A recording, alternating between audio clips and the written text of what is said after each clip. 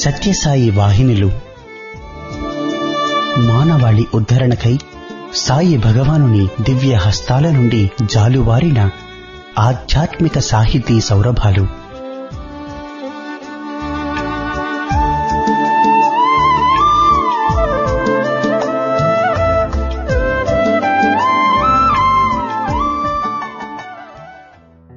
ఓం శ్రీ సాయిరాం.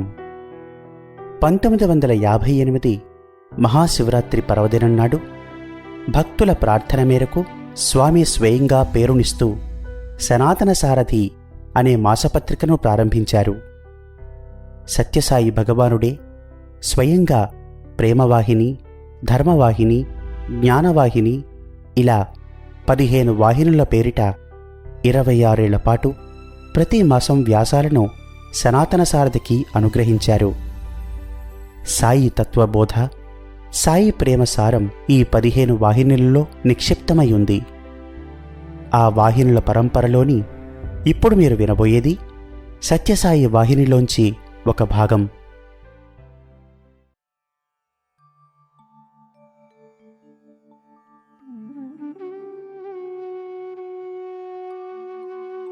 ఓం శ్రీ సాయిరాం.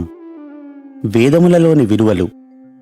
వేత్తి ఇతి వేదః అనగా మానవుడు తన కర్మకాండను, జ్ఞానకాండను వేదబలము నుండే గ్రహించగలడు. వేదములు మానవుని పుట్టుక నుండి మరణము వరకు అతని కర్తవ్యము బోధించుచున్నవి. అనగా మానవుని అన్ని ఆశ్రమములను గురించి వివరించుచున్నవి.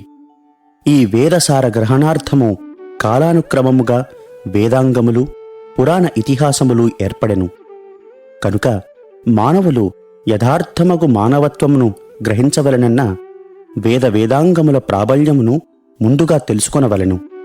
కనుకనే ప్రాచీన కాలమున భారతీయులైన పూర్వీకులు వేదాధ్యయమునకు ముందుగా వేదాంగములను గురుకులములలో నిర్బంధముగా బోధించడివారు.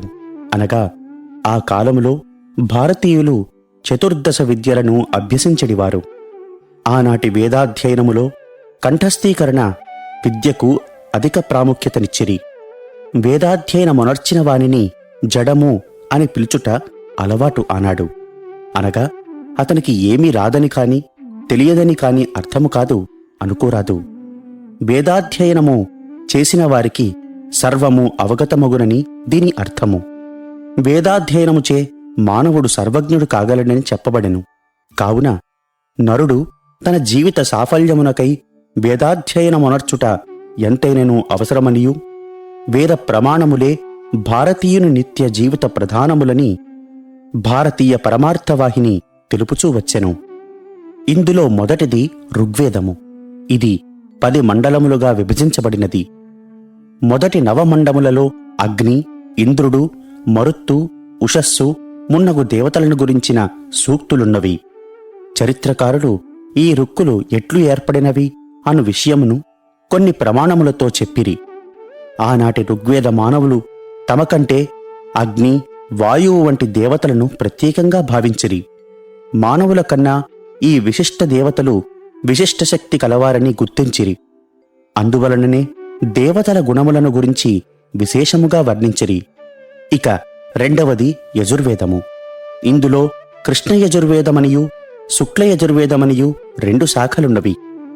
ఈ వేదములో గంగానదీ తీరము కూడా వర్ణింపబడినది. ఈ వేదములోనే ఉత్తర మీమాంస విషయములు కూడా విశదముగా చెప్పిరి. ఆనాటికే ఆరణ్యము, గ్రామము అని విభజించి గ్రామములలో నివసించిరి. ఇట్లు యజుర్వేదమును విభజించుటకు మరొక ప్రమాణము కూడా ఉన్నది.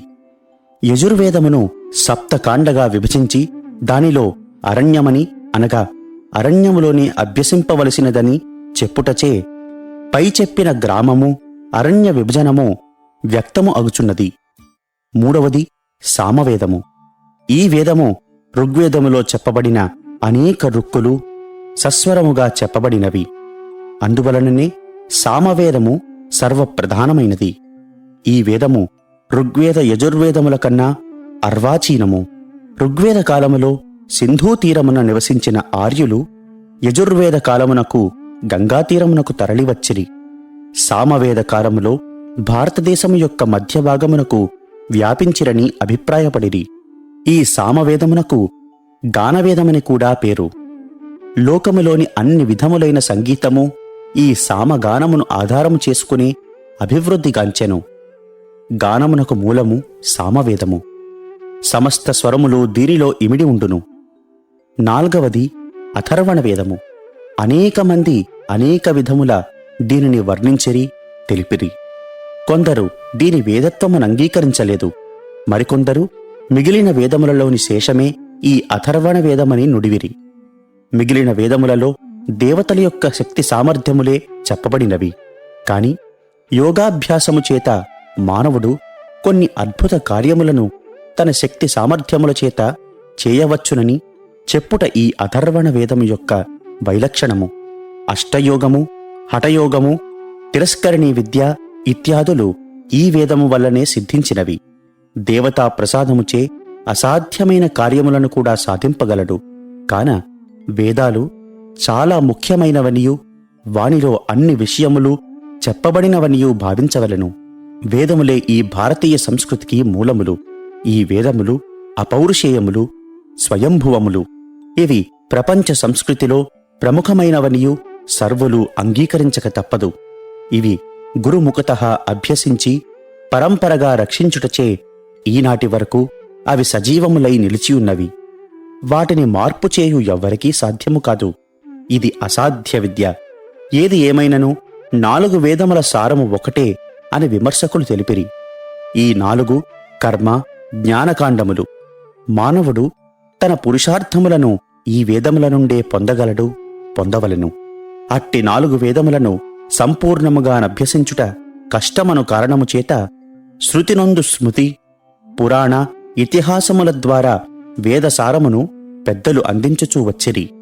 కర్మ, జ్ఞానకాండములు పరస్పరము కార్యకారణభావముగా ఉన్నవి. ఎందుచేతననగా కర్మానుగుణముగా వలము, జ్ఞానానుగుణముగా కర్మము సంభవించుట ప్రకృతి సిద్ధము. అందుచేతని మానవులు కర్మానుగుణముగా ఫలమును పొందగలరు. సత్కర్మాచరణకు జ్ఞానమనివార్యము. ఆ జ్ఞానము మనము వేదముల నుండే గ్రహించవలసి ఉండును, అనగా వేదములను ఆశ్రయించవలను.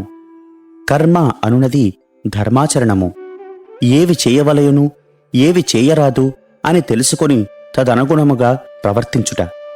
ఇవియే మన ఉపనిషత్తుల యొక్క సారము. సత్యం వద, ధర్మంచర, మాతృదేవోభవ, పితృదేవోభవ, ఆచార్యదేవోభవ, అతిథి దేవోభవ, సత్యాన్న ప్రమతితవ్యం, ధర్మాన్న ప్రమతితవ్యం. ఇవి విధులు. ఇక నిషేధములు.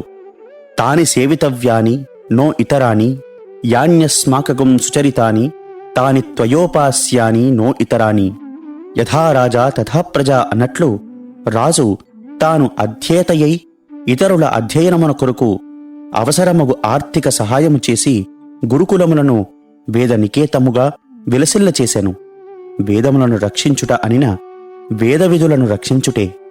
నేటి నవ్య సమాజములో ఇతర విద్యావేత్తలకు వలె వేద విధులకు కూడా ఉద్యోగావకాశములు కల్పించుట ఒక ప్రధాన అంశము.